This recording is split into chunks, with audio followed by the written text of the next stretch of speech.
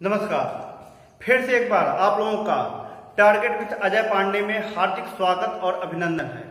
दोस्तों, हम आपको बताएं कि फिर से आज हम राइबोसोम की कुछ चीजें छूट गई थी और जो हमें लगा कि ये इम्पोर्टेंट हैं और परीक्षाओं में पूछी जा सकती हैं, तो उसको हम एक अलग क्लास में पढ़ाने जा रहे हैं। लेकिन यदि आप इसके पहले राइबोसोम आपने नहीं पढ़ा है तो प्लेलिस्ट से जा करके राइबोसोम की वीडियो को देखिएगा और फिर इसके बाद इस वीडियो को देखेंगे तो आपको ज्यादा समझ में आएगा। फिर से बिना किसी देरी के हम स्टार्ट करते हैं आपको राइबोसोम। देखिए, अब सभी लोग राइबोसोम के विषय में जानते ही होंगे कि राइबोसोम का सबसे फेमस क्वेश्चन है कि राइबोसोम को प्रोटीन की फैक्ट्री कहा जाता है, अर्थात जो प्रोटीन का निर्माण होता है वह राइबोसोम के अंदर होता है। हम थोड़ा सा रिवाइज कर दे रहे हैं, पिछली कुछ चीजों को रिवीजन कर दे रहे हैं, आप उसे ध्यान सुनिए। देखिए, जो राइबोसोम होता है इसका निर्माण आरएनए या इसका निर्माण आरएनए और प्रोटीन से मिलकर होता है। आरएनए और प्रोटीन से मिलकर होता है, इसलिए इसे हम राइबोन्यूक्लियर प्रोटीन भी कहते हैं। जो राइबोसोम होता है उसमें आरएनए की मात्रा बहुत ज्यादा होती है, आरएनए और प्रोटीन की मात्रा होती है, इसलिए हम इसे राइबोन्यूक्लियर प्रोटीन भी कहते हैं। फिर इसके बाद हमने आपको बताया था कि जो राइबोसोम होता है इसकी खोज दो वैज्ञानिक, जिनका नाम है रॉबिन्सन और एक का नाम है ब्राउन। रॉबिन्सन और ब्राउन ने राइबोसोम की खोज बीन के रूट में, सेम के जड़ में किया था। लेकिन फिर उसके बाद एक वैज्ञानिक है जिनका नाम है पैलाडे, पैलाडे ने राइबोसोम की खोज एनिमल सेल में किया था। तो प्रश्न पूछता है कि किसने राइबोसोम की खोज प्लांट सेल में किसने किया था, तो उत्तर होगा रॉबिन्सन एंड ब्राउन। और कहाँ किया था? सेम के, बीन के रूट में किया था। और फिर कभी प्रश्न पूछता है कि राइबोसोम की खोज एनिमल सेल में किसने किया था, तो राइबोसोम की खोज एनिमल सेल में पैलाडे ने किया था। एक प्रश्न और कि ribosome, the term ribosome is given by, जो नाम है राइबोसोम उसे किसने दिया था, तो उनका नाम है कैलाडे। क्या नाम है? क्लाडे। उनका नाम है क्लाडे। तो टर्म राइबोसोम को किसने दिया था? क्लाडे ने दिया था। फिर देखिए, अब राइबोसोम की बात करते हैं कि राइबोसोम सबसे बहुत स्मॉलेस्ट होता है। जितने भी सेल्स ऑर्गेनेल्स हैं उन सभी सेल ऑर्गेनेल्स में राइबोसोम सबसे स्मॉलेस्ट सेल ऑर्गेनेल्स है। कैसा है? स्मॉलेस्ट सेल ऑर्गेनेल, इसलिए इसे हम इलेक्ट्रॉन माइक्रोस्कोप के द्वारा देख सकते हैं। फिर इसके बाद है कि जो राइबोसोम होता है, राइबोसोम के ऊपर मेम्ब्रेन नहीं पाई जाती है। तो ये प्रश्न पूछा जाता है कि which cell organelle is non membranous, कौन सा ऐसा सेल ऑर्गेनेल्स है जो नॉन मेम्ब्रेनस है, तो उसका नाम होगा राइबोसोम। और देखिए, राइबोसोम जो होता है प्रोकैरियोटिक सेल और यूकैरियोटिक सेल दोनों में पाया जाता है। तो प्रोकैरियोटिक सेल में चूंकि न्यूक्लियस होता नहीं है, तो न्यूक्लियस नहीं होगा तो ये साइटोप्लाज्म में घूमेगा। तो प्रोकैरियोटिक सेल के साइटोप्लाज्म में राइबोसोम इधर उधर घूमता रहता है, इसलिए वहां पर इसको एक दूसरे नाम से मोनोसोम के नाम से भी जानते हैं। अब देखिए, अगला प्रश्न है, जो राइबोसोम होता है वह माइटोकॉन्ड्रिया, क्लोरोप्लास्ट और न्यूक्लियस के अंदर पाया जाता है। चूंकि यह एक ऐसा सेल ऑर्गेनेल्स है, राइबोसोम एक ऐसा सेल ऑर्गेनेल्स है जो किसी दूसरे सेल ऑर्गेनेल्स जैसे माइटोकॉन्ड्रिया, क्लोरोप्लास्ट, न्यूक्लियस के अंदर पाया जाता है, इसलिए राइबोसोम को an organelles within an organelles भी कहते हैं।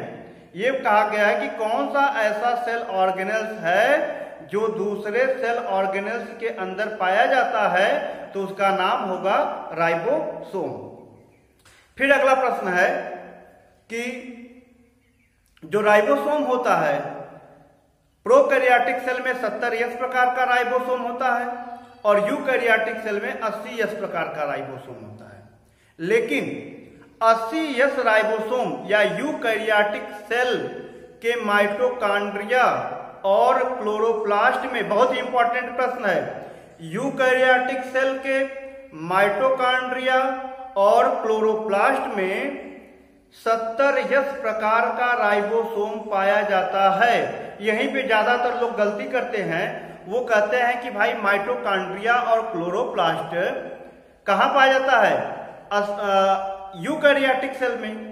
तो यूकैरियोटिक सेल में माइटोकॉन्ड्रिया और क्लोरोप्लास्ट पाया जाता है, तो यहां पर 80S प्रकार का राइबोसोम होना चाहिए। लेकिन यहां पर जो यूकैरियोटिक सेल के माइटोकॉन्ड्रिया और क्लोरोप्लास्ट में 70S प्रकार का राइबोसोम पाया जाता है।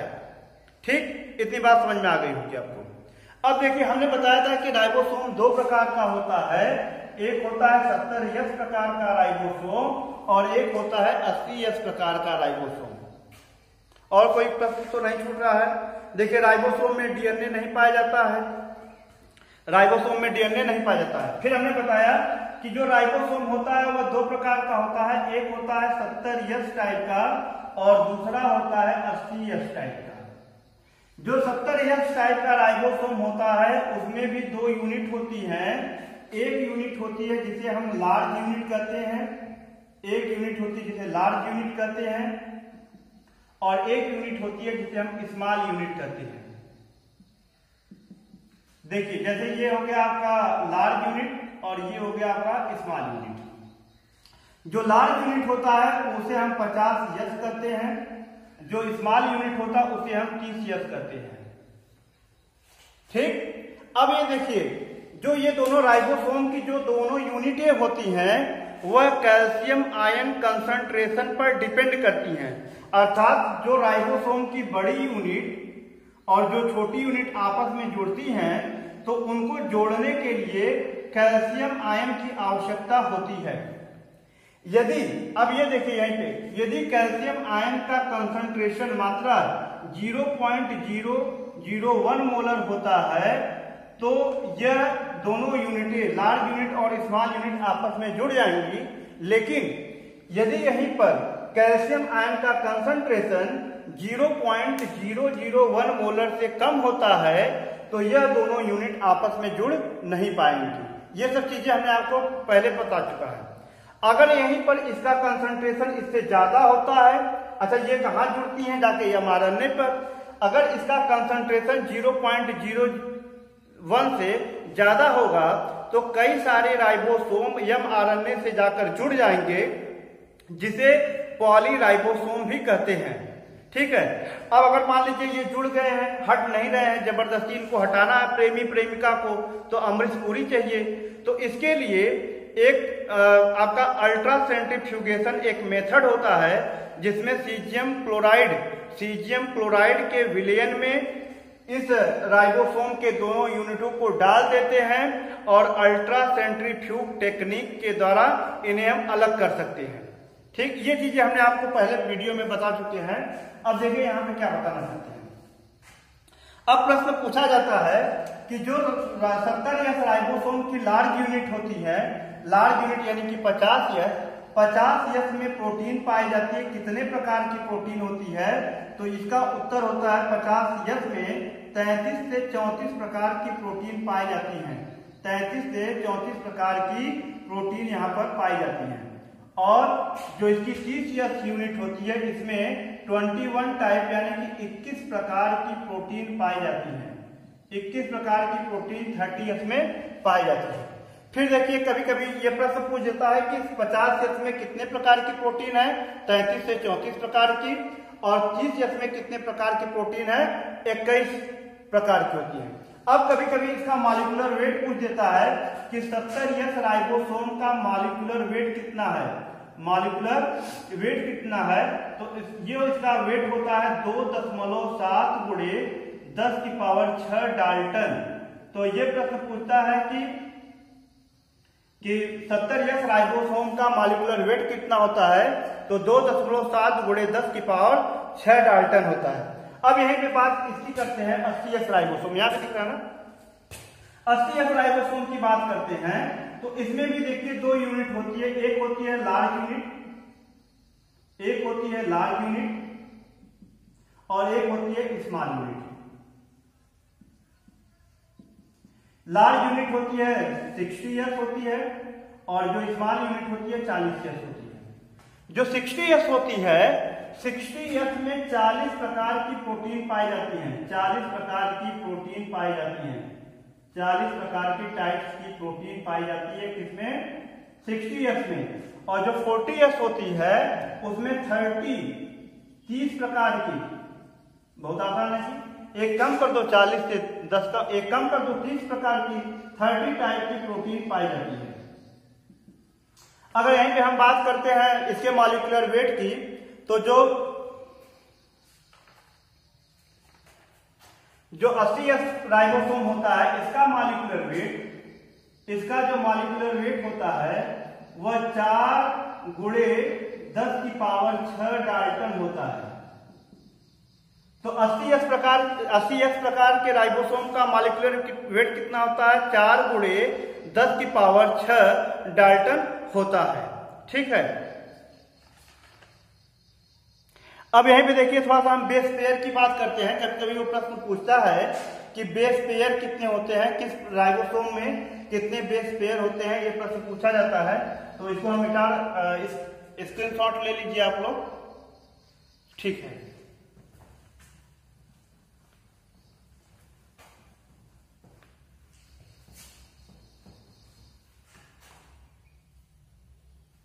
देखिए ज्यादातर पूछा गया है यूकैरियोटिक सेल की।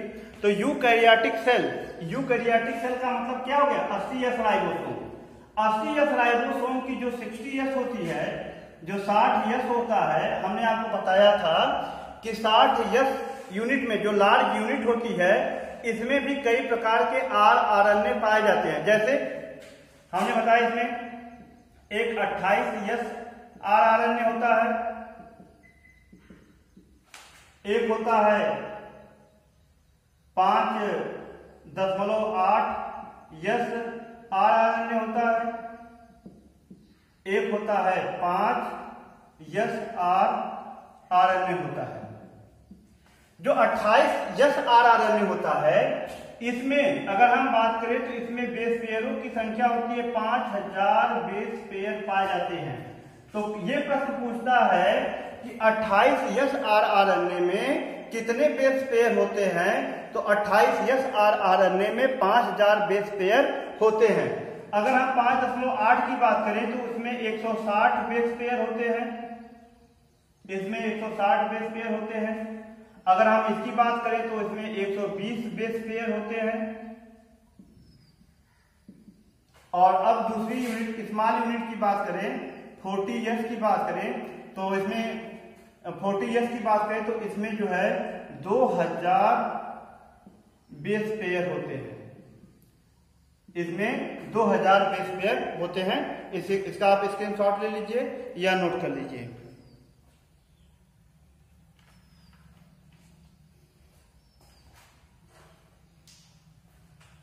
ठीक, जो प्रश्न पूछे गए हैं परीक्षाओं में हम उन्हीं का वर्णन कर रहे हैं, एक्सप्लेनेशन कर रहे हैं। देखिए एक प्रश्न पूछा गया है कि जो 80S राइबोसोम होता है, जो 80S राइबोसोम होता है उसके आकृति के विषय में पूछा गया है। तो ये 80S राइबोसोम 3 पार्ट में डिवाइड होता है। एक होता है स्टॉप, जैसे देखिए जो 80S राइबोसोम होता है यह 3 पार्ट में डिवाइड होता है, जिस पहले का नाम होता है स्टॉप, दूसरा होता है सेंट्रल, मध्य वाला भाग होता है सेंट्रल रिड्ज, और तीसरा जो होता है वह प्लेट होता है। जैसे देखिए, जैसे एक छोटी संरचना बना रहे हैं, ये देखिए आपका हो गया स्टॉप, ये सेंट्रल रिड्ज हो गया, और ये हो गया आपका प्लेट हो गया। ये हो गया स्टॉप, ये हो गया सेंट्रल रिड्ज, और ये हो गया आपका प्लेट हो गया। इस प्रकार की संरचना पाई जाती है 80S राइबोसोम में। फिर ठीक उसी 80S राइबोसोम के जो 60S होता है, 80S का जो सब यूनिट होता है 60S होता है, 60S लार्ज यूनिट होती है, इसकी संरचना है। अब देखिए जो 40S होता है उसमें क्या पाया जाता है? 40S की संरचना जो होती है, इसमें एक हेड होता है, इसमें दो पार्ट होते हैं, एक हेड होता है और एक होता है क्लेफ्ट होता है। ये देखिए, ये जैसे आपका हो गया, ये क्लेफ्ट हो गया और ये हो गया हेड। तो ये हो गया हेड और ये जो भाग है ये क्या है, क्लेफ्ट होता है। इस प्रकार की संरचना होती है। अब देखिए, अब हम आपको आगे बताते हैं, प्रश्न पूछा गया है प्रोटीन सिंथेसिस। ये तो हम जानते ही हैं कि राइबोसोम को प्रोटीन की फैक्ट्री कहा जाता है। तो चूंकि राइबोसोम प्रोकैरियोटिक सेल में भी पाया जाता है और यूकैरियोटिक सेल में भी पाया जाता है। तो प्रोकैरियोटिक सेल में पाया जाता है, तो चूंकि प्रोकैरियोटिक सेल के सेल ऑर्गेनेल्स अलग होते हैं, तो उसमें अलग अलग इनिशिएशन, जैसे देखिए, जैसे कोई फैक्ट्री है तो फैक्ट्री में बहुत सारी मशीनें हैं और मशीनों को स्टार्ट करना पड़ता है ना। तो सबसे पहले स्टार्ट कौन करता है भाई? अगर करंट होगा तो स्टार्ट होगा और स्टार्ट करने के लिए ऑपरेटर चाहिए। ठीक उसी प्रकार से जो राइबोसोम की फैक्ट्री है, उस राइबोसोम की फैक्ट्री में प्रोटीन का निर्माण होता है। तो प्रोटीन के निर्माण को इनिशिएट यानी स्टार्ट करने के लिए एक कॉम्प्लेक्स की आवश्यकता होती है, जिसे इनिशिएशन कॉम्प्लेक्स कहते हैं। प्रोकैरियोटिक सेल या यूकैरियोटिक सेल हो, किसी भी सेल में प्रोटीन के निर्माण को स्टार्ट करने के लिए एक कॉम्प्लेक्स की जरूरत होती है, कुछ लोगों की आवश्यकता होती है, जिसे हम इनिशिएशन कॉम्प्लेक्स कहते हैं। अब देखिए, जो प्रोकैरियोटिक सेल होती है, प्रोकैरियोटिक सेल में प्रोटीन सिंथेसिस को एक नाम है जिसे फार्मूलेटेड मेथियोनिन कहते हैं, से इनिशिएट कर सकते हैं। अगर हमें प्रोकैरियोटिक सेल में प्रोटीन को बनाना है, प्रोकैरियोटिक सेल में प्रोटीन को बनाना है, तो फार्मूलेटेड मेथियोनिन का उपयोग करना है। किसका उपयोग करना है? तो अब यह प्रश्न पूछता है, in prokaryotic cell protein synthesis is initiated by, in prokaryotic cell protein synthesis is initiated by. तो उसका उत्तर होता है फार्मूलेटेड पूछा गया प्रश्न है, बहुत ही इंपॉर्टेंट है, मेथियोनिन, फार्मूलेटेड मेथियोनिन, जिसे कभी कभी शॉर्ट में दे देता है एफ मेट, फार्मूलेटेड मेथियोनिन। अब देखिए, अभी हमने बताया कि एक कॉम्प्लेक्स की जरूरत होती है। तो कॉम्प्लेक्स किसी एक से नहीं बनता है, कई लोगों के मिलने से कॉम्प्लेक्स का निर्माण होता है। तो अब यहाँ पे प्रोटीन सिंथेसिस के लिए किसकी किसकी जरूरत होगी? तो अब हम आपको बताएं, जैसे प्रोकैरियोटिक सेल है, तो प्रोकैरियोटिक सेल का मतलब हो गया 70S राइबोसोम। इसमें दो यूनिट होती है, एक 50S होती है और एक 30S होती है। तो आपको बताएं कि इन दोनों यूनिटों में से जो 30S राइबोसोम होता है, जो 30S होता है, यही प्रोटीन फॉर्मेशन में भाग लेता है। तो प्रोटीन इनिशिएशन कॉम्प्लेक्स को बनाने के लिए हमें सबसे पहले चाहिए 30S rRNA, 30S rRNA चाहिए। फिर ये किससे जाके जुड़ेगा? mRNA से, mRNA से जुड़ेगा। फिर उसके बाद क्या चाहिए हमें? फार्मूलेटेड मेथियोनिन की जरूरत होगी, फार्मूलेटेड मेथियोनिन की, फार्मूलेटेड मेथियोनिन की, फार्मूलेटेड मेथियोनिन की। फिर उसके बाद हमें चाहिए प्रोटीन फैक्टर की, चाहिए प्रोटीन की जरूरत चाहिए, प्रोटीन फैक्टर की। अब यह प्रोटीन फैक्टर क्या करता है कि भैया ये जो 30S राइबोसोम है वह जाके इससे जुड़ेगा।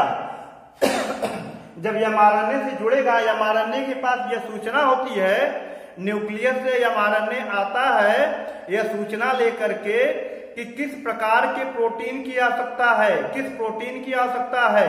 तो यह सूचना mRNA के पास होती है और जब यह 30S rRNA इस mRNA से जाएगा तो इससे जुड़ेगा ये, और उसको जोड़ने के लिए यही प्रोटीन फैक्टर की आवश्यकता होती है। और यह प्रोटीन फैक्टर कई प्रकार का होता है, F1, F2 और F3। तो यह प्रोटीन फैक्टर क्या करता है? 30S rRNA को mRNA से जोड़ने का काम करता है। लेकिन फिर ये एक प्रश्न पूछा गया, TGT, PGT में किसी में पूछा गया है कि इन प्रोटीन फैक्टरों में से किस प्रोटीन फैक्टर का ज्यादा उपयोग होता है, तो इस F3 का, प्रोटीन फैक्टर F3 का ज्यादा उपयोग होता है। तो ये प्रश्न पूछा गया था और ऑप्शन में दिया था F1, F2। ये पूछा था कि इन इनिशिएशन कॉम्प्लेक्स या protein in prokaryotic cell protein synthesis is started by a protein factor. फिर उसके बाद ऑप्शन दे दिया F1, F2, F3, none of the these. तो सही आंसर होगा F3। तो यहाँ पे प्रोटीन फैक्टर, सबसे ज्यादा प्रोटीन फैक्टर किसका उपयोग होता है, F3 का होता है। अगर तीनों अलग अलग दिए हों तो करेक्ट आंसर होगा F3। देखिए एक और है जो राइबोसोम होता है। राइबोसोम में एक एंजाइम होता है जिसका नाम है अमाइनो एसिड सिंथेटेज। राइबोसोम में इसे नोट कर लिए होंगे, जो राइबोसोम होता है, राइबोसोम में एक एंजाइम है जिसका नाम है amino acid synthetase. Amino acid synthetase enzyme, ये जो अमाइनो एसिड सिंथेटेज एंजाइम होता है यह राइबोसोम में पाया जाता है जो प्रोटीन की सिंथेसिस में भाग लेता है। तो प्रश्न पूछा जाता है amino acid synthetase enzyme is present in, तो करेक्ट आंसर होगा ribosome. Amino acid synthetase enzyme ribosome में पाया जाता है जो प्रोटीन की सिंथेसिस में भाग लेता है। ठीक, अब यहाँ पे तो प्रोटीन का निर्माण होने लगा, प्रोटीन बन रही है, प्रोटीन बन रही है। अब एक समय ऐसा भी आएगा कि हमें फैक्ट्री बंद करनी पड़ेगी। भाई मान लीजिए प्रोटीन का निर्माण हो गया, जिस प्रोटीन की बॉडी को आवश्यकता थी उस प्रोटीन का निर्माण हो गया। अब ज्यादा प्रोटीन भी शरीर के लिए नुकसानदायक है, तो अब उसको रोकना पड़ेगा। तो प्रोकैरियोटिक सेल में प्रोटीन सिंथेसिस को रोकने के लिए एक एंटीबायोटिक्स की आवश्यकता होती है जिसका नाम है क्लोरमफेनिकॉल। तो प्रश्न पूछा जाता है कि in prokaryotic cell protein synthesis is inhibited by, तो प्रोटीन सिंथेसिस को इनहिबिट किया जाता है जिसका नाम है क्लोरमफेनिकॉल। क्लोरमफेनिकॉल की आवश्यकता होती है प्रोकैरियोटिक सेल। जैसे मान लो कोई रोग हो गया, बैक्टीरिया का इन्फेक्शन हो गया, अब बैक्टीरिया अपनी ग्रोथ को बढ़ा रही है, तो उस बैक्टीरिया को मारने के लिए अब ग्रोथ कैसे बढ़ाएगी, यानी उसके अंदर प्रोटीन का निर्माण हो रहा है। उस प्रोटीन के निर्माण को रोकने के लिए एक एंटीबायोटिक्स की आवश्यकता होती है जिसका नाम है क्लोरमफेनिकॉल एंटीबायोटिक्स। फिर देखिए यूकैरियोटिक सेल में प्रोटीन की सिंथेसिस को रोकने के लिए एक अभी तो ये प्रोकैरियोटिक सेल थी, लेकिन यूकैरियोटिक सेल में प्रोटीन की सिंथेसिस को रोकने के लिए आवश्यकता होती है एंटीबायोटिक्स की जिसका नाम है साइक्लोहेक्सामाइड। तो अब यहीं पे प्रश्न पूछ देता है कि भाई प्रोकैरियोटिक सेल में तो क्लोरमफेनिकॉल की आवश्यकता होती है, लेकिन यूकैरियोटिक सेल में अगर हम बात करें यूकैरियोटिक सेल में प्रोटीन सिंथेसिस को रोकने के लिए काम करता है जिसका नाम है साइक्लोहेक्सामाइड।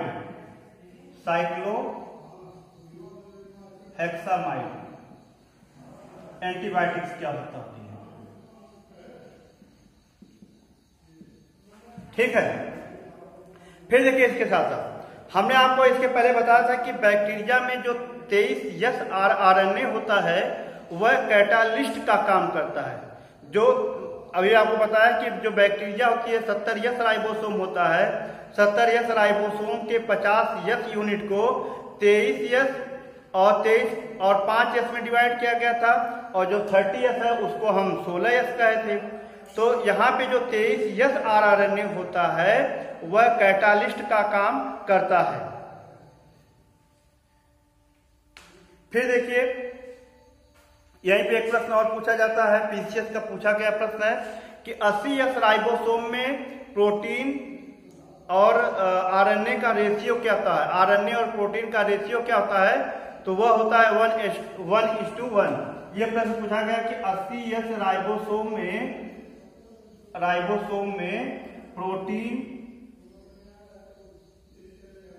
प्रोटीन और आरएनए का रेशियो कितना होता है, तो वह हो जाएगा 1:1 का रेशियो होता है।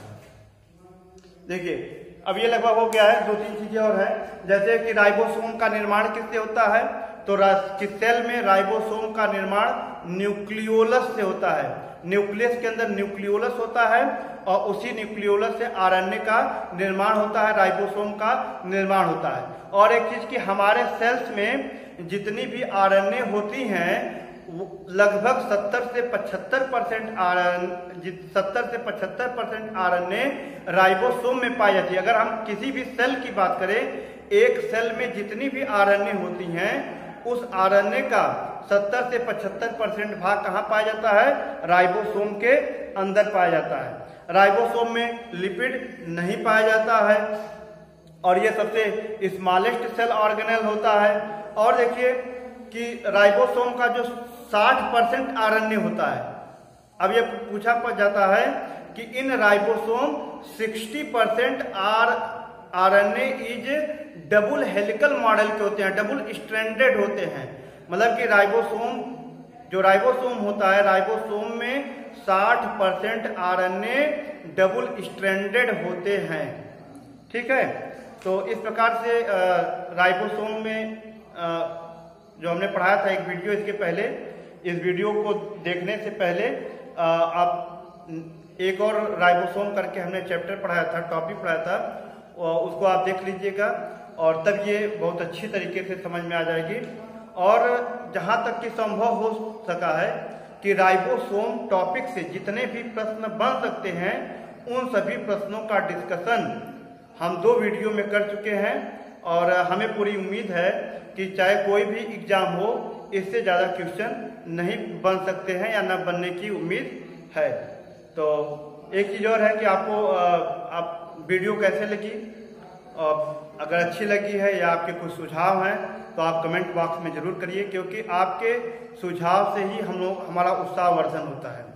और आपको पता होना चाहिए कि जितना आप पढ़ने में मेहनत करते हैं उतनी ही मेहनत हमको वीडियो बनाने में होती है। तो इसलिए आपके कमेंट बहुत आवश्यक हैं। आपके लाइक्स से हमें ये पता चलता है कि हाँ आप इसे कितना पसंद कर रहे हैं, या डिसलाइक करते हैं तो हमें ये भी पता चलता है कि आप इसे नापसंद कर रहे हैं। और इसलिए आप लोगों को अच्छा लगा तो अपने सुझाव कमेंट बॉक्स में जरूर दीजिए, लाइक करिए, सब्सक्राइब करिए, शेयर करिए। इसी के साथ जय हिंद।